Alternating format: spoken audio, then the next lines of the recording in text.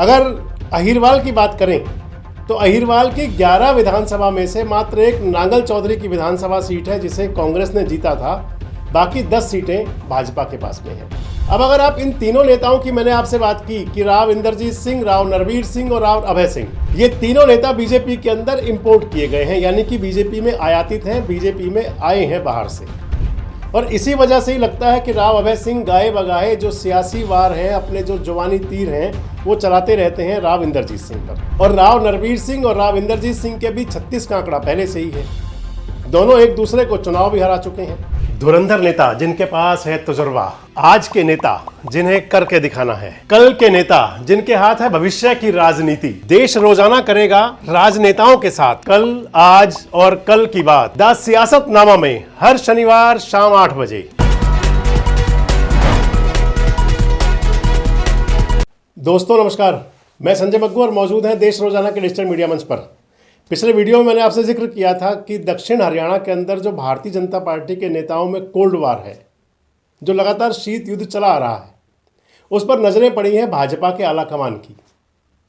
मैंने आपको बताया था कि भाजपा के राष्ट्रीय अध्यक्ष नितिन नवीन ने हरियाणा का जो नेतृत्व है, मुख्यमंत्री नायब सिंह सैनी और प्रदेश अध्यक्ष मोहनलाल बड़ौली, इनके साथ में जो भाजपा के और जो बड़े पदाधिकारी हैं हरियाणा से संबंधित, जल्दी उनके साथ बैठक करेंगे। इस वीडियो में आपसे मैं चर्चा करूंगा कि आखिर ये कोल्ड वार का कारण है क्या। और इस वीडियो में आपसे जो बात करूंगा वो करूंगा अहिरवाल की। अगर दक्षिण हरियाणा को मैंने आपको बताया था 2 हिस्सों में बांटें, तो एक हिस्सा आ जाएगा फरीदाबाद और पलवल का लोकसभा क्षेत्र, और दूसरा आ जाएगा गुरुग्राम और भिवानी महेंद्रगढ़ लोकसभा क्षेत्र का हिस्सा। कुल मिलाकर के 20 विधानसभा सीटें हैं, मैंने आपको बताया था। और इन 20 में से 17 विधानसभा सीटों पर इस समय भारतीय जनता पार्टी का कब्जा है। अगर अहिरवाल की बात करें तो अहिरवाल की 11 विधानसभा में से मात्र एक नांगल चौधरी की विधानसभा सीट है जिसे कांग्रेस ने जीता था। बाकी 10 सीटें भाजपा के पास में हैं और ये ट्रेंड लगातार चला आ रहा है। अगर अहिरवाल की बात करता हूं और बीजेपी की चिंता की बात करें, जो बीजेपी आला कमान की चिंता है कि अगर यही चलता रहा तो क्या भविष्य में कोई किसी प्रकार का डैमेज तो नहीं होगा, और अगर वो डैमेज हो सकता है तो उसे क्यों ना समय से कंट्रोल कर लिया जाए।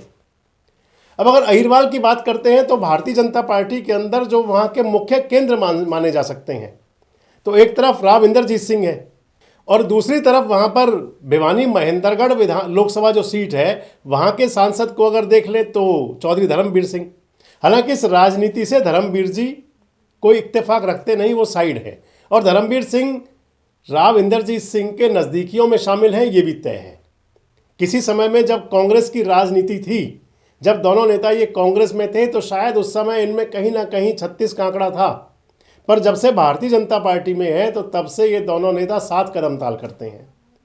अब अगर इधर बात अहिरवाल की ही कर लें तो अहिरवाल में एक तरफ तो मैंने आपको बताया कि राव इंद्रजीत सिंह है, दूसरी तरफ भारतीय जनता पार्टी की जो पुरानी नेत्री हैं सुधा यादव, हालांकि वो किसी कंट्रोवर्सी में भी दिखाई पड़ती नहीं है कहीं भी, और एक तरफ सामने देख लें तो फिर इधर राव नरवीर सिंह देखे जा सकते हैं, राव अभय सिंह कह सकते हैं, और उनके ग्रुप के कुछ और नेता जो भारतीय जनता पार्टी के अंदर ही हैं।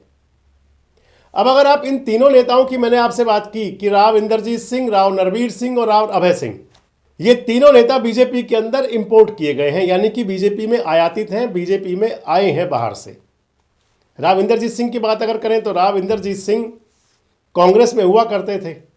जब कांग्रेस के अंदर उनकी कोई टसलबाजी चल रही थी तो उन्होंने अपना इंसाफ मंच के नाम से मंच गठन कर लिया था और बाद में 2014 के लोकसभा चुनाव से पहले भारतीय जनता पार्टी में शामिल हो गए थे। और उसी 2014 के दौरान ही राव नरवीर सिंह शामिल हो गए थे भारतीय जनता पार्टी में।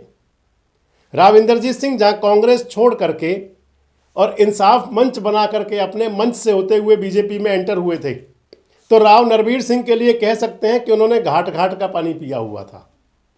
कभी लोकदल में हुआ करते थे, उसके बाद हरियाणा विकास पार्टी में गए, जनहित कांग्रेस में रहे, बहुजन समाज पार्टी के टच में गए, कांग्रेस के टच में भी रहे, और उसके बाद घूमते घुमाते हुए भारतीय जनता पार्टी में आए। तीसरे नेता राव अभय सिंह।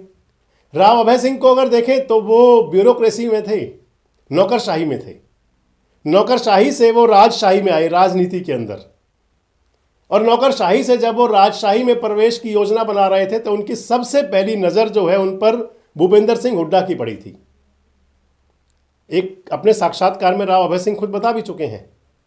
और उसके बाद उनका कहीं मन था इंडियन नेशनल लोकदल में जाने का कि लोकदल से सियासत करेंगे, और आए थे बाद में भारतीय जनता पार्टी में। आप ये मान लें कि इस जो राजनीति वहां की चली है, इसमें कहीं ना कहीं भाजपा के बड़े नेताओं का भी जरूर कुछ ना कुछ दखल रहा। मसलन राव इंद्रजीत सिंह के सामने राव नरवीर सिंह को खड़ा करना, राव इंद्रजीत सिंह के सामने राव अभय सिंह को खड़ा करना। और ये तीनों नेता, ये मैंने बता दिया कि आपको बाहर से आए हुए हैं, इसलिए इनके बीच में जो लड़ाई चलती है वो कंटिन्यू लगातार दिखाई देती है।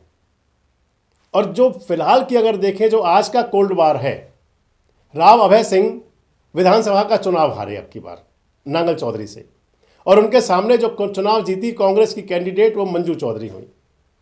इस विधानसभा सीट पर अगर आप कहें तो 2 टर्म तो राव अभय सिंह जीते थे, उससे पहले मंजू चौधरी के परिवार का भी वहां पर रुतबा रहा था उस विधानसभा सीट पर।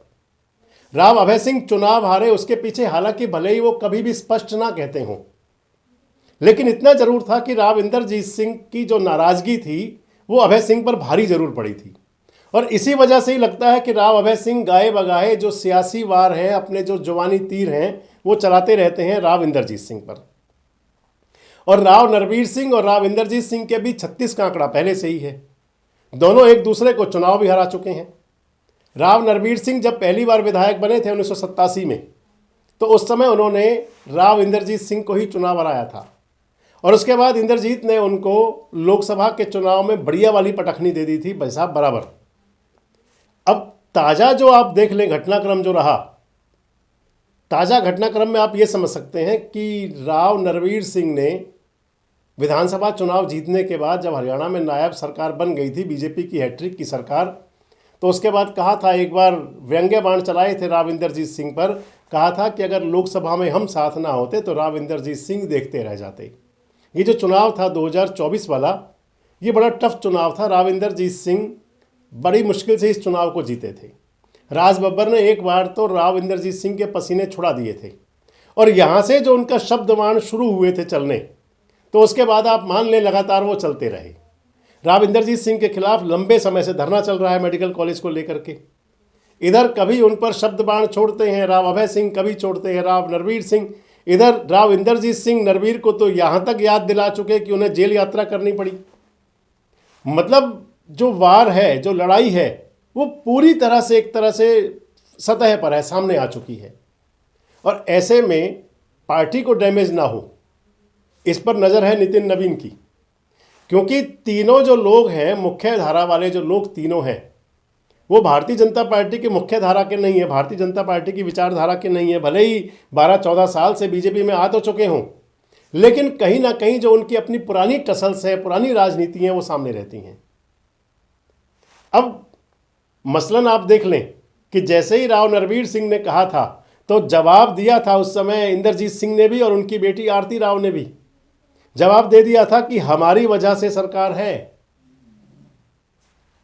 कई ऐसे मौके आए मंच पर भी जब दिखाई पड़ गया कि राव इंद्रजीत सिंह अपनी जो उनकी नज़ाकत है, जो उनका तरीका है सियासत करने का, उसको सामने ले आते हैं।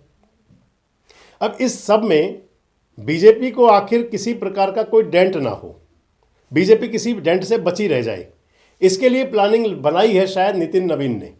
वो योजना क्या होगी, कैसे बीजेपी के नेताओं को जो अलग अलग धारा से निकल करके और बीजेपी रूपी जो महासागर में समाये हुए हैं उसके अंदर पूरी तरह समाये रह जाएं, इनके जो सुर और बोल हैं वो कहीं भटकाव और अलगाव वाली बातों से अलग हों, इसके लिए कौन सी रणनीति आखिर बनाएंगे नितिन नवीन या फिर भारतीय जनता पार्टी के नेता, नज़र रहेगी। आपको क्या लगता है, क्या थम जाएगी ये कोल्ड वार और ये जारी रहेगा ये रार वाला सिलसिला? कमेंट बॉक्स में जरूर बताएं। जुड़े रहे हमारे साथ, देखते रहे देश रोजाना। हमारे साथ जुड़े रहने के लिए सब्सक्राइब करें देश रोजाना के YouTube चैनल को और नई वीडियो की नोटिफिकेशन पाने के लिए बेल आइकन जरूर दबाएं। अगर आप ये वीडियो Facebook या Instagram पर देख रहे हैं तो पेज को लाइक और फॉलो जरूर करें और ज्यादा से ज्यादा शेयर करें।